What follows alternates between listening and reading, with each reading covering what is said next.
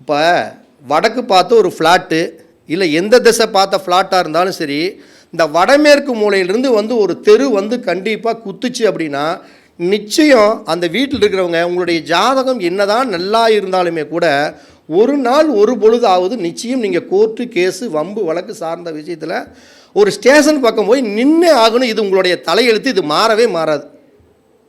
நல்லா இது அனுபவத்தில் நான் நிறைய கண்டறிஞ்சிட்டேன். இந்த கணவன் மனைவிக்குள்ளே 2 பேர்த்துக்குள்ளேயும் அந்யோன்யம் இல்லாமல் சண்டை சச்சரவு, தாம்பத்திய சுகம் சிறக்காமல் போகிறது, இந்த மாதிரி எல்லாம் இருக்குது அப்படின்னா உங்களுடைய மனையானது வாயு மூலையிலிருந்து ஒரு தெரு வந்து தாக்கங்கள் குத்தும் பொழுது அந்த வீட்டில் கணவன் மனைவி அந்யோன்யம் இல்லாமல் இருக்குது. அப்போ இந்த மனையை தேர்ந்தெடுக்கும் பொழுது இந்த வடமேற்கு தெருத்தாக்கம் இல்லாமல் நீங்கள் பார்த்துக்குங்க. அதே மாதிரி தென்கிழக்கு தெருத்தாக்கம், அதாவது தென்கிழக்கு அப்படின்னா கிழக்கு அக்னியிலிருந்து வரக்கூடிய தெருத்தாக்கம். அதாவது தென்கிழக்குங்கிறது 2 திசை இருக்குது. கிழக்கு பக்கம் இருக்கக்கூடிய திசை கிழக்கு அக்னி, தெற்கு பக்கம் இருக்கக்கூடிய திசை தெற்கு அக்னின்னு 2 இருக்குது. அப்போ கிழக்கு அக்னியிலிருந்து ஒரு தெரு வந்து அந்த வீட்டில் கண்டிப்பாக குத்துனா நீங்கள் தங்கமாக நல்லா சம்பாதிச்சாலும் சரி கண்டிப்பாக கடன்காரன் ஆயிடுவீங்க. அதில் மாற்றமே இல்லை. கடன் ரீதியான பாதிப்புகள் வந்தே தீரும். அது எதன் காரணமாக?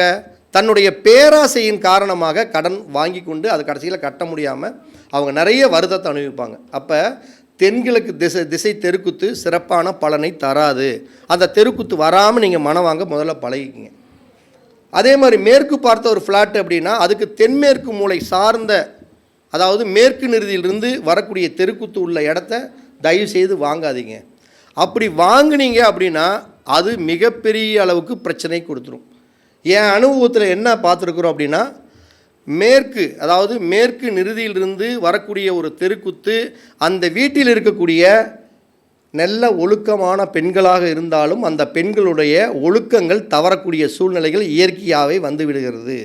நான் பார்த்துட்டேன். ஏன் பார்த்துட்டோம்னா, அவங்களுடைய குடும்பத்தில் சின்ன கஷ்டங்கள் வந்தாலும் அந்த கஷ்டங்களை அந்த குடும்பத்தில் இருக்கக்கூடிய பெண்கள் நம்ம ஏன் அப்பாவுக்கு பாரமாக இருக்கணும், அம்மாவுக்கு ஏன் பாரமாக இருக்கணும்னு தன்னுடைய வாழ்க்கையை தானாக தேடிக்கொள்கிறார்கள். அப்படின்னு என்ன, அவங்களா கல்யாணம் பண்ணிக்கிறாங்கன்னு அர்த்தம்.